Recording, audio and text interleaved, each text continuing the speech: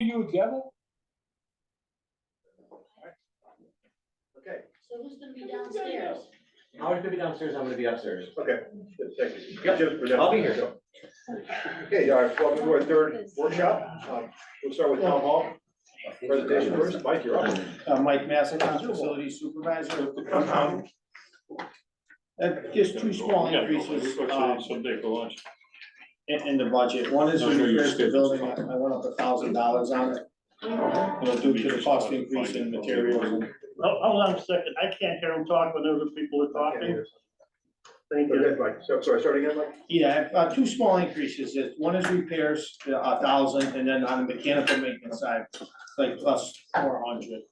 It's a pretty cut and dry budget. Okay, Mike, just for board members who may not be aware, which buildings do you take care of? I take care of the Tuttle, which is now the Historical Society, Senior Center, Youth Services, Naugatuck Event Center, Town Hall, and daycare. But Mike, the only one that's in here is the town hall, right?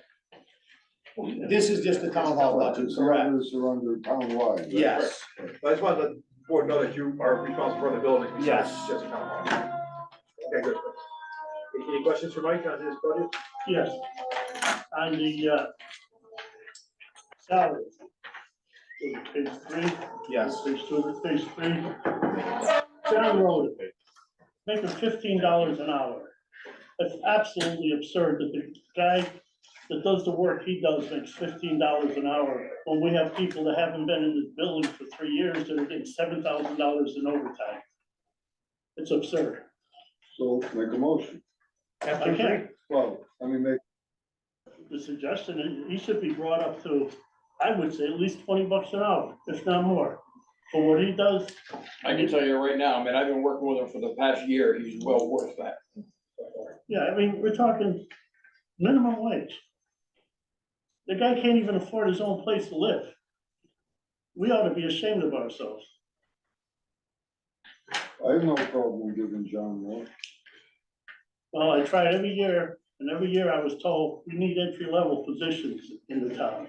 Well, he's been in an entry-level position, working his butt off for this town, while other people are sitting home doing nothing, and getting paid 3 times what he's getting paid.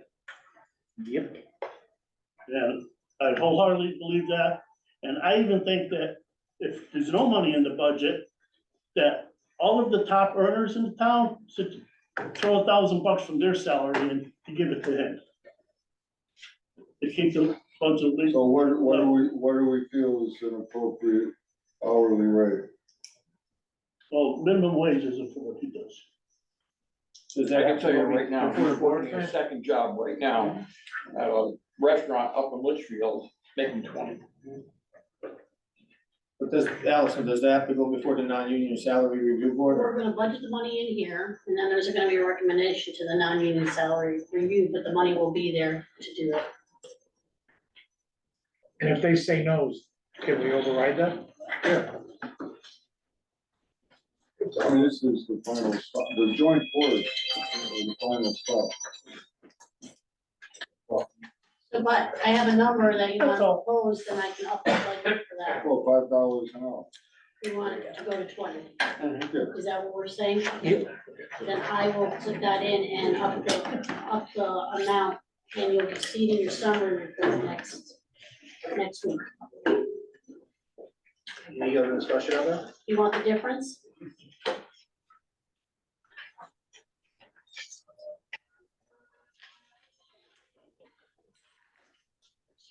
You can say yes or no. Oh, I'm sorry. I didn't do that. Yes, please. Well, we want $2,000.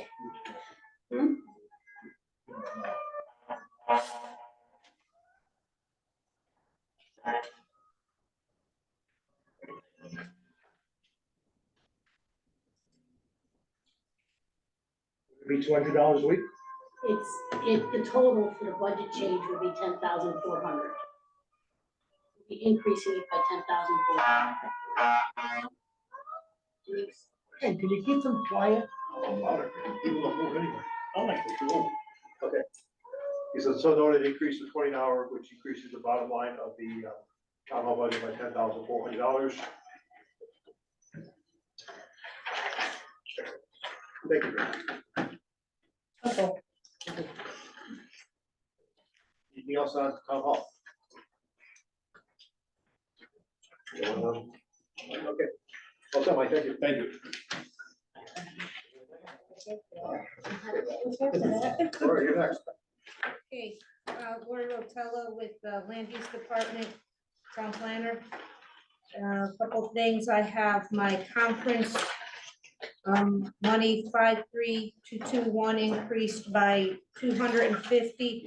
Michelle Healy in our office is going to be joining Casio, which is 100 and the 6 meetings are 210 a year. And then I increased the CCM conference. It's been going up every year, so I put $20 in for each, so that's 40. So that's a total of 250 for that. Account number 55800 training. That's for Michelle. They get trained for Casio. I increased it by 250.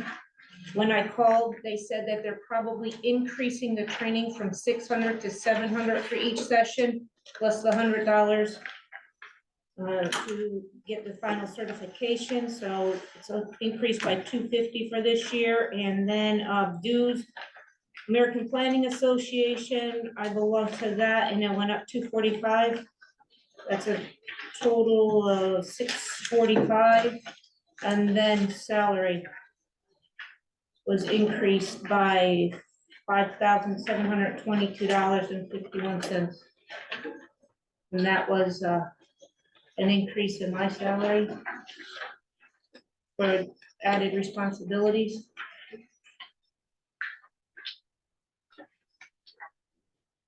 Hey, Lori, on your blight remediation line, is that gonna be enough? The 4,000, Ed said that was the same as last year. Okay. Well, that blight remediation, does that show anywhere else? Or only here? Only here.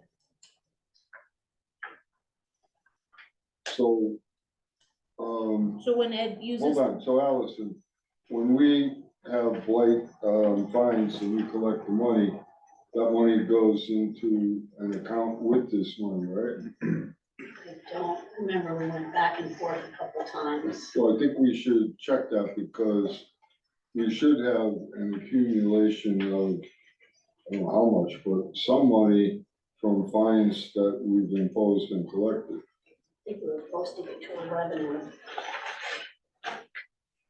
I just wanna make sure we don't lose track of the overall, issue.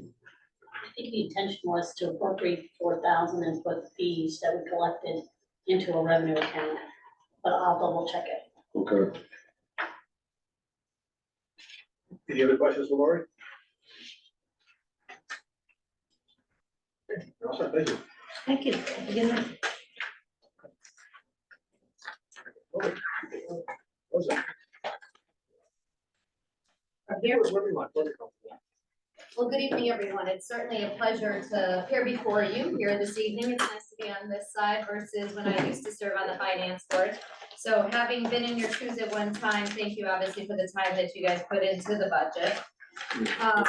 Being a new position in a new location, we highly have relied on, and I must give a great shout out to Allison with the borough here regarding past budget requests.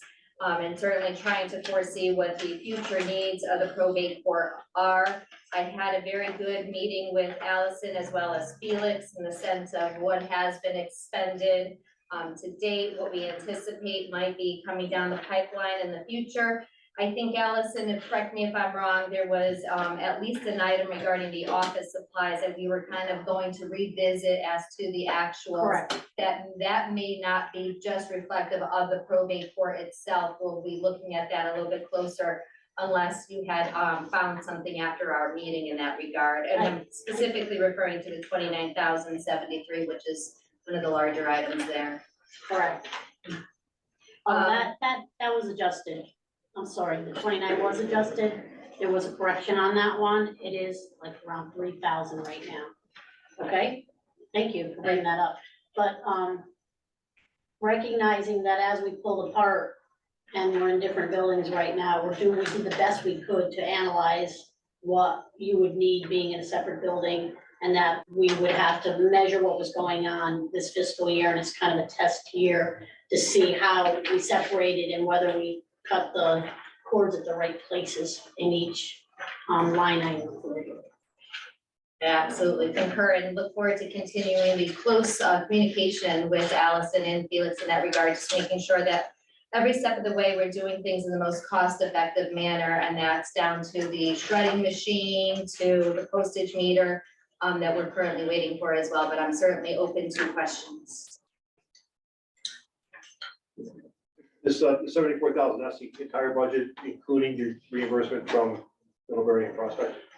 No, it's my understanding this is the entire budget. However, the percentages are not reflected They're here. not, okay. So then this will be further than divided between the 4 towns. Okay. You're correct. So the way that the budget is set up is that the 100% is within the probate's budget.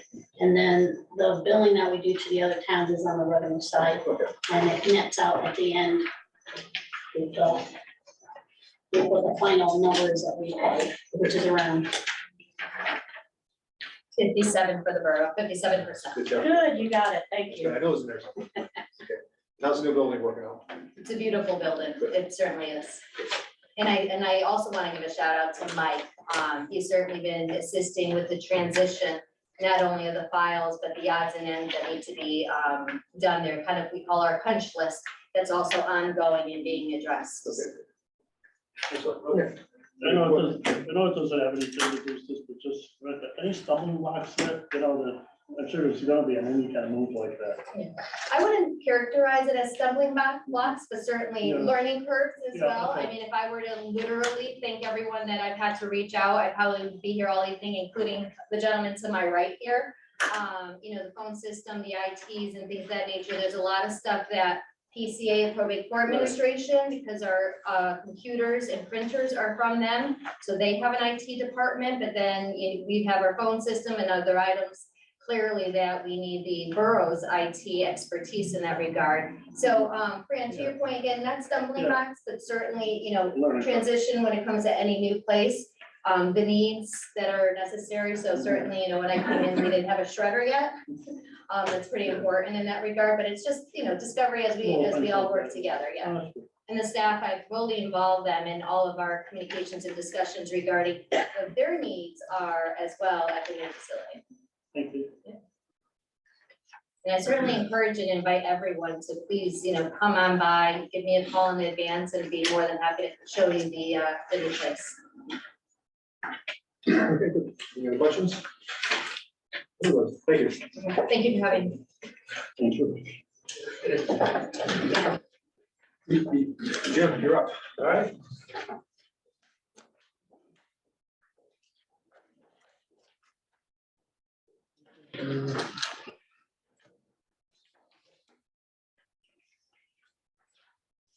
All right, well, good evening, everyone. Just a real quick summary over the last 12 months. We've continued our hybrid work modes with all departments. Tomorrow will be another test of that, but you know, COVID has pretty much proven that we can do just about anything we put our minds to. We've also had several departments that we've done some equipment refreshes on. I'm not sure if all of you have noticed, but we've added Destination Naugatuck to the town's website as an additional link. We are still continuing to develop this in conjunction with the mayor and some of his additional ideas, but we are working with Tom Karas, who is a line item that is in here for the website to further address and promote the items that we have in town and a way to be able to bring in new people and some new businesses. We continue to work on our infrastructure and user experience.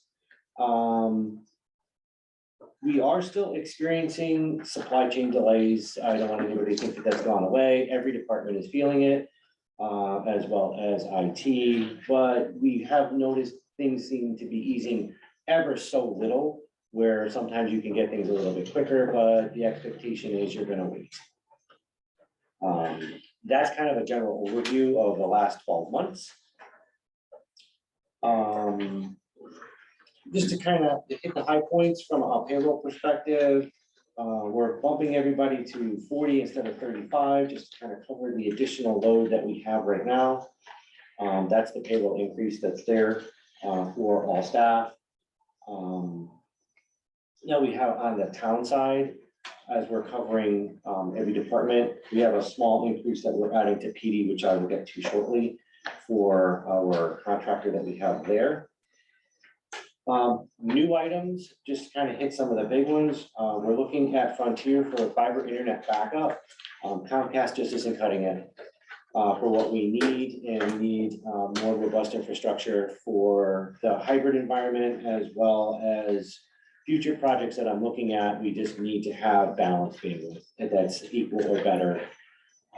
We are currently using CEN, or the Connecticut Educational Network, or the Nutmeg Network for internet, which is 100 megabit fiber. This will be gigabit, which we will then move everybody onto, and we'll keep the 100 as a backup. We have a few additional pieces of software that we've added at PD, some additional software subscriptions. And the biggest line item change this year, which is why I have Deputy Chief Nork here, something that I negotiated with Chief McAllister and Allison, is the Axon body camera unfunded mandate bill HB 6004. It's $136,478 for this year, which is year 2 of 5 in the dash cams and year 3 of 5 in year 2 of 5 for the new contract, and dash cams for 3 of 5. The biggest point we have for Axon that sales explained to us is we had a 10% increase across the board and 4% for every customer, although we adopted early. It was something we brought to the borough board in October, which the borough board ratified and allowed us to enter into this contract for multiple years, and which was unanimously approved. It's just, this is the next year of the contract that's coming due that we're trying to appropriate the money for. This, if I remember correctly, it was $600,000 to $700,000 over 5 to 6 years. This just happens to be the next installment.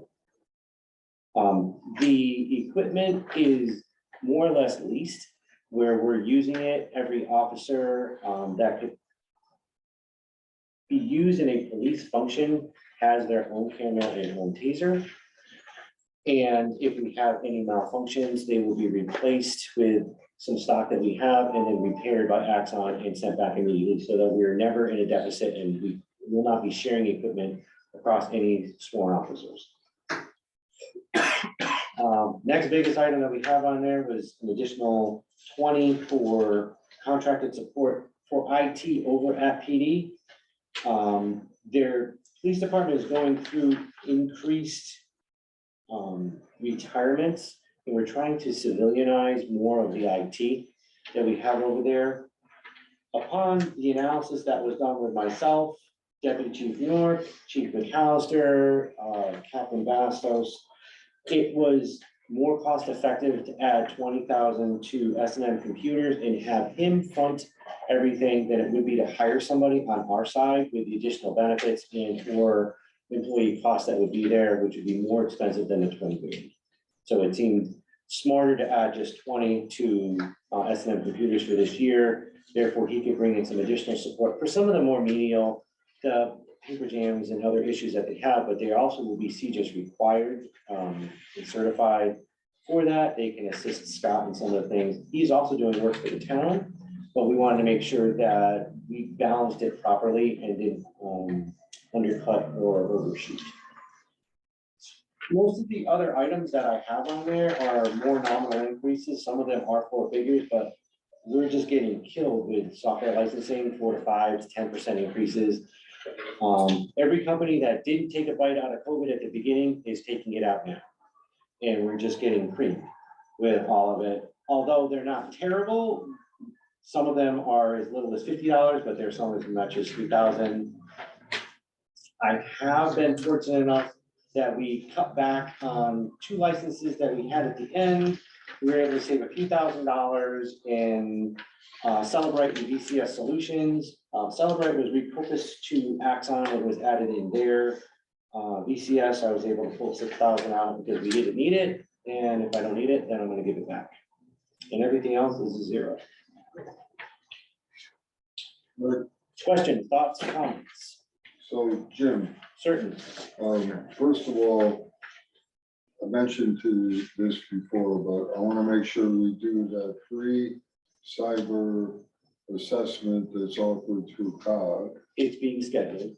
And I want to say that from my standpoint, if there's anything more we should be doing for cybersecurity, I'm not against it, and we should talk about it. Okay. I would just say that every day there are more and more attacks or attempts to, infiltrate There our are. system. And there's more and more people in the world out there, and we're a target. So if there's more we should do before we adopt the final budget, I want to look at it. Okay. And then number two, I'm gonna just summarize your report here and say that it seems like almost all of our increase is in the police dashboard cameras, which is a mandate. Yes. And, we're not getting credit for being one of the first towns to have body cameras. We get the body cameras, other people don't even have body cameras, and now they have to get dashboard cameras, and we have both. So in a way, we're getting penalized, I think, but there's no way out. So I don't think we have a choice, but I think without having, just not to interrupt you, Mr. Mayor, without having that foresight of signing that contract and adopting it like it the would have board been worse, did, right? we're going, it would have already, this 3 months later, gone up 14% and over $100,000 over the life of the contract. Just by signing that, I mean, we're gonna have to eat that probably another couple of years when we Could re-sign. have been worse. Yeah, could have been a lot Could have worse. been. Thank God our sales rep told us. But I mean, when I look at your budget, Jim, that's what, 80% of the increase? It is. Yeah. So, Yep. And it's 80% that I can't do anything about. right, Yeah. It wasn't a good meeting when we were in here, but, the hands are tied. And we understand it, and we're taking action on it, so we're doing what we need to do. What's the, this is the storage that's generally the most, that's what we're paying for? No, are you talking about body cam? Body cam, sorry. The body cam, it's actually devices, it's devices and the storage is combined. It's on there, but every sworn officer that could be in a policing capacity has to have a body cam and a taser, and every vehicle has to have a dash cam in it that could be used in a policing action. We were trying to, before, the way we interpreted the mandate is if Deputy Chief North wasn't gonna be out today, then he could give his cam to somebody else. That's not it. He has to have one, it's assigned to him and him only, his serial number, and that way if it's used, that's on there, he has it on, tonight. Because if you walk out in the parking lot and end up having to do something in a policing capacity and a camera fired on, then depending on where the case went, he may be called and we can't have, oh, that wasn't mine, I gave it to Burgess Vitale, he was wearing it today, and Oh, can I? yeah, you could, if we get to. We don't wanna know what you're doing. Yeah, yeah. Just the change, like the mayor said, we've had these since 2013. The change in technology has really forced us to go to the Axon, the company used to be called Taser, calls it hot swapping. We never do that term, because we used to do that. We used to hot swap cameras and tasers. We had enough for a shift, a little more than a shift. We used to trade back and forth. It's just impossible to do that now. Plus, the chief and I are under agreement that the House Bill 6004 not only mandates officers to wear it on patrol and any police, but it's any police encounter. So we're about to roll out, and now that we have all the cameras for everybody, our officers work so many road jobs. Not that they're out there in a police, but if somebody comes up to them with a complaint or somebody comes up to them with anything, they would fall. If I'm going out to get coffee, even though I'm in the building most of the time, something happens because we're in this uniform, we're not protected by anything that says, well, you're just going out to get coffee. And when something happened in front of you, you didn't have your camera on you. So it's really pushed us to, these guys need to have it 24/7. And the dash cameras also. Roughly how many do you We have? have 65, 65? 65 cameras. How long do they last? Well, they're on a rolling contract Yep. for it, so they're deployed for 3 years, but after 3 years, they will automatically refresh it. So what it is more of a maintenance contract that we have with them. And if we have a faulty camera or a broken taser, they will automatically replace it. We have a few spares that we keep. And if we invoke a spare, then it'll either get sent back to them, they'll send us a new one, or they'll repair it overnight and send it back. So that we always keep the spares in-house, so that every sworn officer that could be in a complete policing capacity has one available and is working. So, So it's not like, couple, couple of them go, 5 of them go down, we have to buy more, this is just. No. we're on- no, we're on like a revolving maintenance, kind of like we're doing with the computers, we're on a refresh cycle. So as they come up in age, they will automatically be refreshed, and then we'll just put a new one in there. So the cameras that we've had, we were fortunate, we were able to keep, I think, 10 or 15 of them that we got last year, because they weren't that old, they embedded them into the particular contract. But they will be the first one refreshed in the next 2 years. And then everyone after that, as they start to age out, they will send us a new one, we will send back the old one, so we will never not have Yeah. the cameras. So, and that's, and there's no extra charge, that's all. It's all embedded in Within there, this. yep. There's Um, actually 70, I'm sorry, it was 65 something else, camera was 65, it's actually 70 because our supernumerary officers that are out there working road jobs for the same theory I just mentioned, if our well, they're sworn officers too, but if our full-time officers are working road jobs, they have to have those cameras on as well. Correct. So the cost of doing business, we're adding a couple dash cameras for the, kind of the same reason is, we used to have a fleet of cars. We thought, okay, maybe we'll have 12 to 15 cars, our daily patrol operations with dash cameras in them. But we have to add them to every car we have, because you cannot roll a car in the parking lot without a dash camera in it, or it's not a police car. It's not compliant with the law. So a lot of these things that I don't know if our legislature thought of how much it would cost. I don't believe that they did, until we actually have to. The additions of the dash cameras, just to be open and honest, was confusing, I think, to a lot of law enforcement administration. I started a career, body cameras weren't even a thought, and there was VHS dash cameras.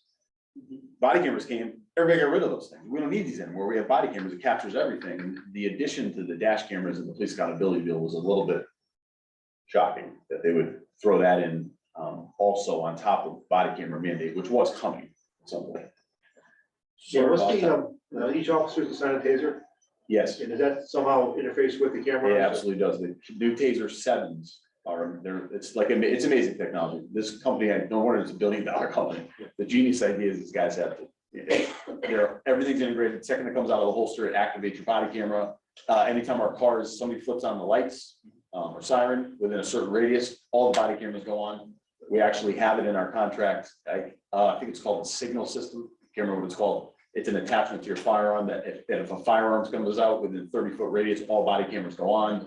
I mean, it's I didn't realize the integration. that. I'd say, like, when I started the job, IT was nothing. If you had a laptop in your car, it was just extra, no big deal. You can just go to the station to do your reports. If it went down, you need to fix it. Now, these guys in these cars are walking, driving IT units. And they can't go without the car, they can't go without the cameras, everything's integrated.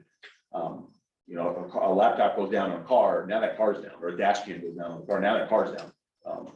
Because they cannot function doing their job in And 2023. telling them, well, it's gonna be a couple of days to fix it, it's not acceptable, it needs to be back up in the next couple of hours. Yeah. So, Their service has been fine, if I'm actually on the bars. Yeah, Access been pretty good.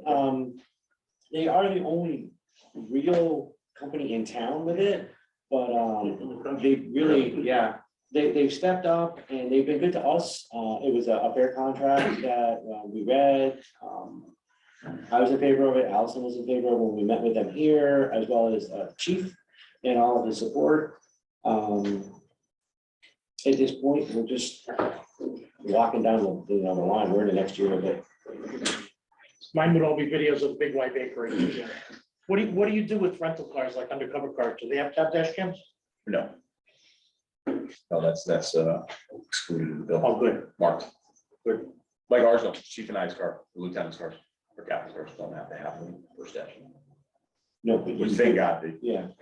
Yeah. They wrote that, and anything with blue and red lights, that would be another. sort of off topic, because we can't solve this or can't change anything here, but has it been useful, you found? Yes, 100%. Yeah, Even when, when I started in Southbury, there was a cop, one of the cops he bought his own little recording device, whatever they call it, back in the day.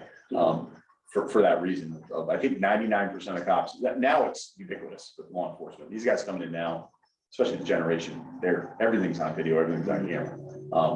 But I always said, years ago, people that didn't want these coming in, I don't know if they should be doing the job, because 99% of the time, they're going to exonerate you, or they're going to exonerate, you see less frivolous complaints. We see officers acting better, just knowing that they're on. So yeah, that period, any cop worth their salt, I think, should benefit from it, or see it as a positive. it's just been nice for the state to help. a little. They would have nice kick a little money. That's what I'm saying. Thank you. Our police chief told me We're in a when different I first came out that Yeah. body cameras, both sides behave a little better. Both sides behave a little better. Yep, and it, percentage wise, it does, would, I guess, only favor us, because I think more often than not, we're doing, our officers and officers nationwide are doing the right thing. I've seen some awesome dash cam or body cam videos on YouTube. Just as a low-level supervisor back then, as a sergeant, even as a lieutenant, you get those complaints come in, and they're 50-50 balls sometimes. People said, he said something, he said he didn't.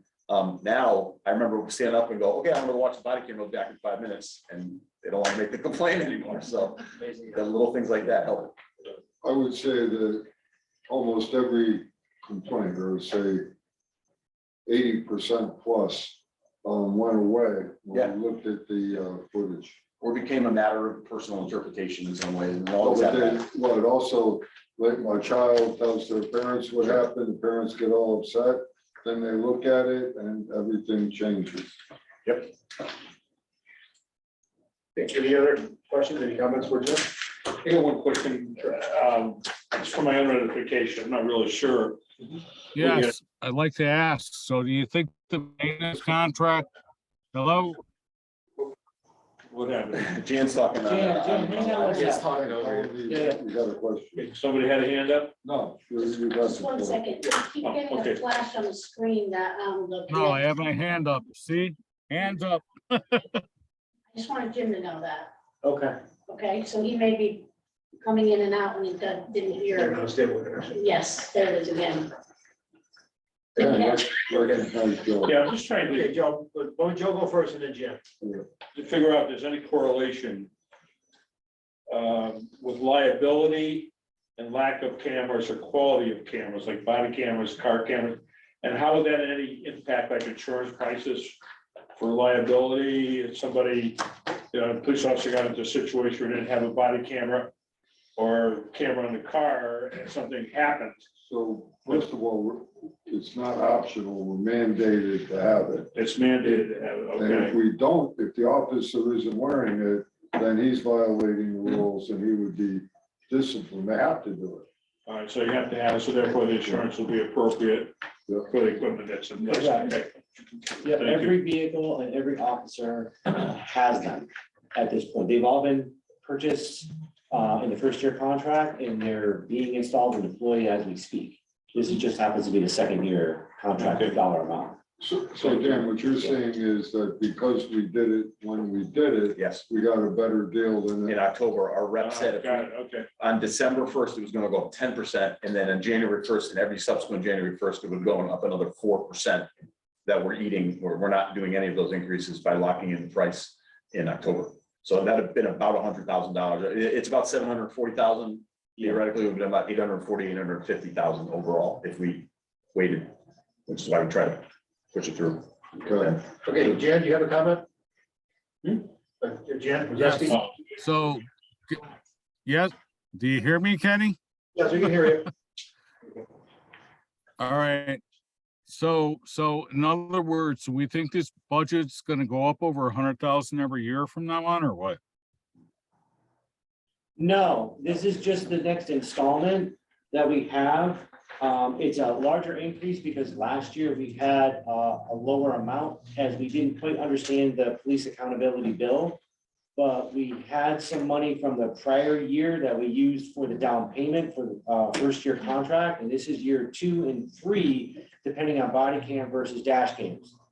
They're combined into one number. So next year will probably be about the same, if not a little bit less in my estimation, but you know, we're not there yet.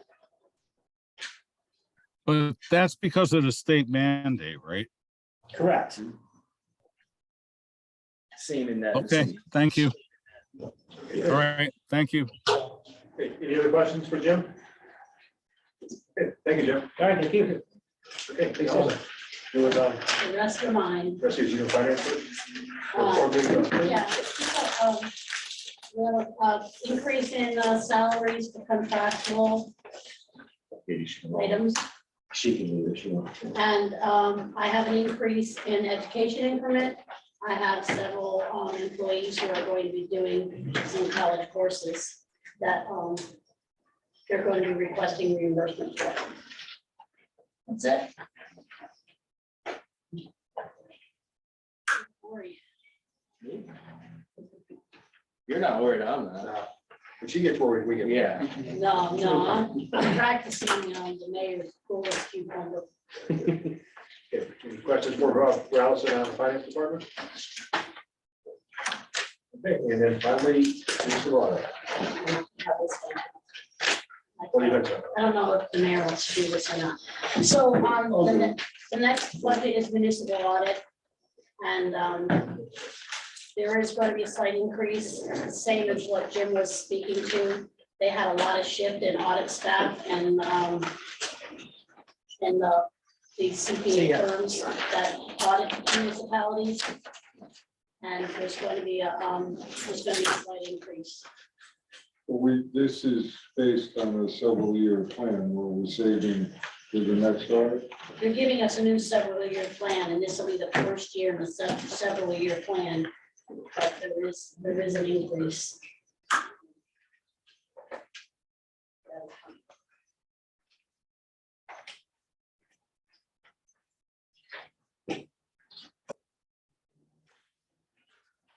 There was something about, all, I'm gonna say, less auditors doing municipal work now and, less available qualified companies and therefore the price is going up. Is that part of it? The current company that we have is the most renowned for municipal audits. They actually have, our auditor, Joe Serafani, is basically the most renowned in Connecticut and is relied on by many people.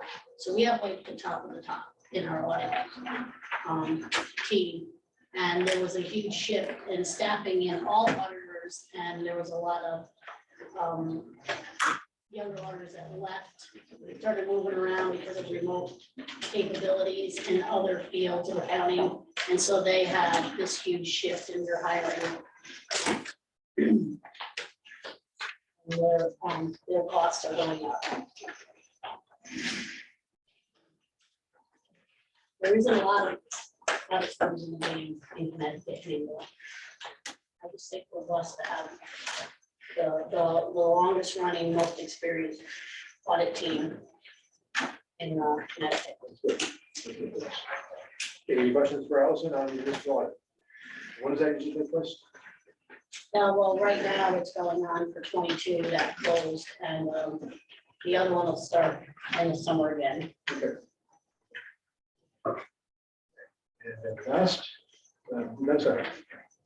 All right, so this budget is promised on the fact that the building will be sold before January 1 of 2024. So all it really does is, now don't forget, there's expenses to maintain the building of about 200,000 plus per year. So we're only showing 6 months of expenses, and we're just basically cutting everything in half. So we won't pay to maintain the building after it's sold. So that's really all this says. Once the salvers come in and start selling off stuff, will there be any expense for disposal of what's left that the town has to pay? Well, we might be able to get a scrap type company to come in, right, Ryan, do you want to answer? Okay, that? right now, to give you an idea, he's on the third floor. This is all the furniture that's left over from the high school. They spent, probably a day and a half just sorting, picturing and inventorying what's there. Once he goes through that, he's actually making piles of scrap too. You know, his legs, we have no idea where they came from. We're gonna try and scrap that as well. And we'll continue doing the same thing. We're gonna go from the third to the fourth. And then once right before we know we're gonna sell the building, there are other things that we'll be able to get rid of that we're using right now. And that'll be the third sale. Thank you. Any questions for Rita there? Report that project. Okay, any other comments on the budget presented so far? Take a motion for there. We always make a motion. At 7:12.